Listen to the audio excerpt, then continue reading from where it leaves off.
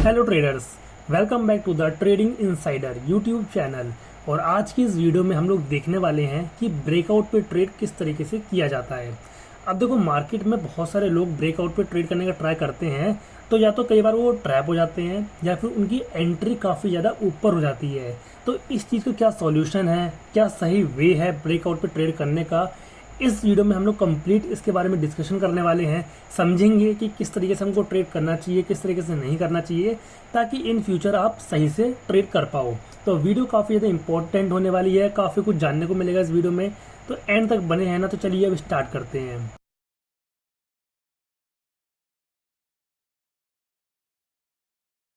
तो देखो, सबसे पहले कहानी समझ लेते हैं कि ब्रेकआउट पे आखिर मार्केट मूव करती क्यों है, ताकि हमको एक बेसिक अंडरस्टैंडिंग हो जाए कि ब्रेकआउट के पीछे की कहानी क्या होती है।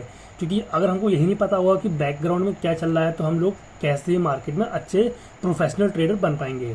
तो देखो, जो ब्रेकआउट होता है वो आता है रेजिस्टेंस जोन के टूटने की वजह से। लाइक अगर मैं आपको दिखाता हूँ, तो यहाँ पे आपको काइंड ऑफ दिखाई दे रहा होगा कि ये रेजिस्टेंस जोन है, ठीक है। तो जैसे ही रेजिस्टेंस जोन क्रॉस होता है, तब हमको ये बहुत तेज़ी से मूव दिखाई देता है ऊपर के साइड में। अब ये मूव आता क्यों है?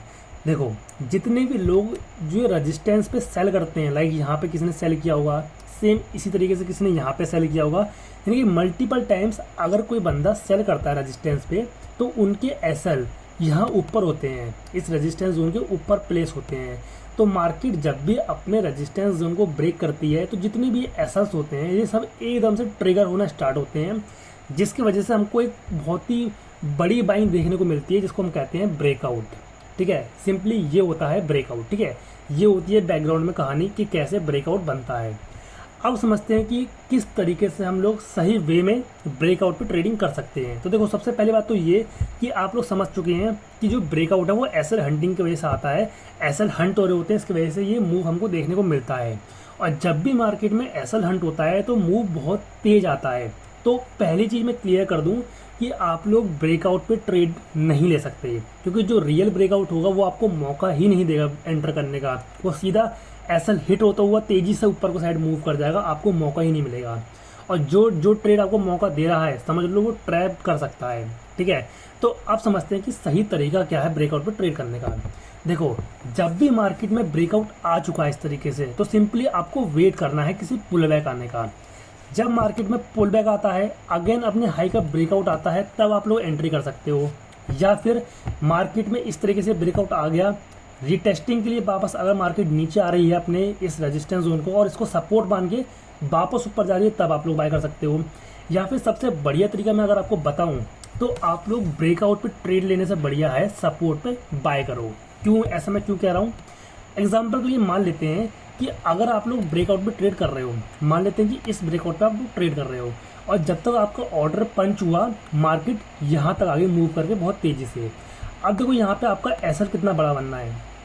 आप कम से कम एसएल तो इस रेजिस्टेंस जोन के नीचे लगाओगे ना, तो एसएल कितना बड़ा बन जाएगा। अगर आपकी गलती से एंट्री बहुत ज़्यादा ऊपर हो गई, तो आपका जो एसएल है बहुत बड़ा बन जाएगा। ऊपर से जो आपका टारगेट है वो काफ़ी ऊपर शिफ्ट करना पड़ेगा आपको इस तरीके से। ठीक है, तो ये तरीका सही नहीं है। ओके, अब अगर मान लेते हैं कि आपकी एंट्री सही पॉइंट पे हो भी गई, यानी कि मान लेते हैं कि आपकी एंट्री इस पॉइंट पे कहीं पे हो भी गई, और मान लेते हैं गलती से ये ब्रेकआउट फेल हो गया, ये ब्रेकआउट फेल होकर ट्रैप बन गया, तो मार्केट बहुत तेज़ी से नीचे के साइड डंप कर सकती है, जिसकी वजह से आपका बड़ा लॉस लग सकता है। तो ब्रेकआउट पे तो आप ट्रेड करना का सोचो ही मत, मतलब ट्रेड करने का सोचो ही मत। उससे बढ़िया ये है कि आप लोग मार्केट में एक सपोर्ट को आइडेंटिफाई करो, लाइक ये एक सपोर्ट है, इसको आइडेंटिफाई करो इस तरीके से। उसके बाद ब्रेकआउट पे ट्रेड लेने से बढ़िया है सपोर्ट पे बाय करो इस तरीके से। ओके, अब देखो यहाँ पे आपका एसएल कितना छोटा बनेगा, आपको सिंपली अपने सपोर्ट जोन के नीचे एसएल लगाना है इस तरीके से। ठीक, अब अगर मार्केट आपके अगेंस्ट आती भी है, तो आपको छोटा मोटा लॉस हो जाएगा, मतलब कुछ पॉइंट का लॉस हो जाएगा और आप यहाँ से ट्रेड से बाहर हो जाओगे। बट अगर मार्केट मूव कर गई, तो आपका अगर मार्केट में ब्रेकआउट आ गया, तो इतने पॉइंट आपको एक्स्ट्रा प्रॉफिट मिलेगा। यानी कि आपने अगर सपोर्ट में बाय किया, तो ये रेजिस्टेंस जोन तक तो आपको एक्स्ट्रा पॉइंट मिल रहा है। ठीक है, ब्रेकआउट आए ना आए कोई दिक्कत नहीं है, बट रेजिस्टेंस जोन तक का तो आपको प्रॉफिट मिल ही जाएगा ना। ऊपर से अगर ब्रेकआउट आ गया, तो आपको और बड़ा प्रॉफिट मिलेगा। तो सीधी बात ये है कि आप लोग ब्रेकआउट पे ट्रेड लेने से बढ़िया है कि सपोर्ट पे बाय करो। अब सपोर्ट पे बाय करने के भी बहुत सारे तरीके हैं।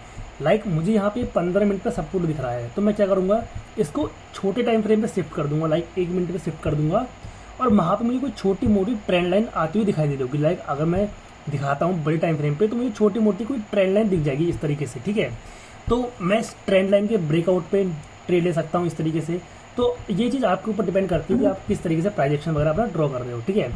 तो मैंने आपको बता दिया कि आप लोग ब्रेकआउट पे ट्रेड करने का ट्राई मत क्या करो। क्यों? क्योंकि जो रियल ब्रेकआउट होगा वो आपको मौका ही नहीं देगा एंटर होने का ट्रेड में। क्योंकि जो जो ब्रेकआउट होता है वो एसएल हंटिंग की वजह से आता है, और एसएल हंट जब भी होता है मार्केट में बहुत तेज़ी से स्पाइक आता है। अगर आपने इस स्पाइक में एंट्री बना भी ली और गलती से आपकी एंट्री बहुत ज़्यादा ऊपर हो गई इस तरीके से, तो आपका एसएल बहुत ही ज़्यादा बड़ा बन जाएगा इस तरीके से, ओके। और बाय चांस अगर आपकी सही पॉइंट पे एंट्री हो भी गई इस तरीके से और ये ब्रेकआउट फेल हो गया, फेल हो के ये बन जाएगा ट्रैप, और ट्रैप की वजह से मार्केट बहुत तेज़ी से डंप कर जाएगी नीचे के साइड में, तब भी आपका बड़ा लॉस हो सकता है। तो आपको सिंपली सपोर्ट पे बाय करना है और उसको होल्ड करना है। अगर रेजिस्टेंस जोन को ब्रेकआउट करती है मार्केट तो सही है, वरना आप रेजिस्टेंस जोन पे अपना प्रॉफिट बुक करके निकल सकते हो बाहर, ठीक है। इतना प्रॉफिट आपको एक्स्ट्रा ही मिलेगा, ठीक है। तो ये है पूरी कहानी। वैसे मैंने अलग से भी एक वीडियो बना के डाल रखी है इस चीज़ के ऊपर कि how to trade on breakout. उस वीडियो में मैंने आपको कंप्लीट एकदम डिटेल में समझाया है, जाकर देख सकते हो। ये बस एक बेसिक ओवरव्यू मेरे को आपको देना था कि ब्रेकआउट पे ट्रेड किस तरीके से करना चाहिए।